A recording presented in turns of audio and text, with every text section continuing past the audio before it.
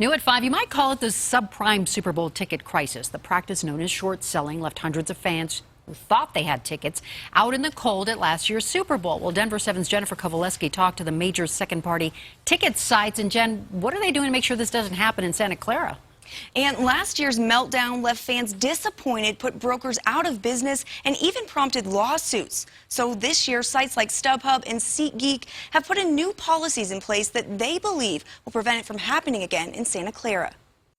Die-hard, orange and blue. Go Broncos! For these die-hard Broncos fans, this is what it's all about. It's like, I won the lottery. I did win the lottery.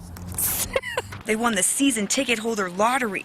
But not everyone is this lucky, so they turn to secondary ticket markets like StubHub and SeatGeek. It's a ticket market unlike any other. We talked to both sites on Skype. It's very challenging. It's a huge logistical task for us at StubHub.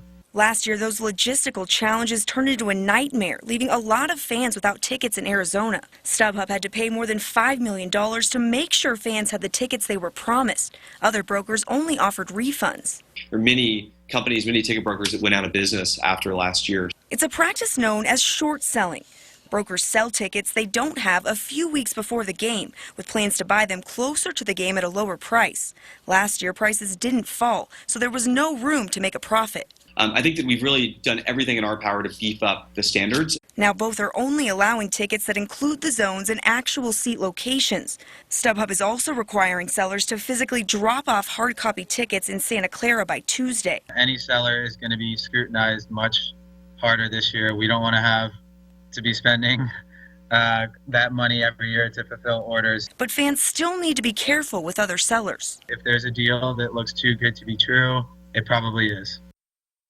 And while you have to be careful with these sites, Jen, some of them actually have benefits too, right? They do. They offer guarantees. So basically what that means is if something happens, at the very least, you'll get your money back. But as you can imagine, Ann and Eric, when you're spending all that money, you're already in Santa Clara. Right. That's not good enough sometimes. And that's a lot of money.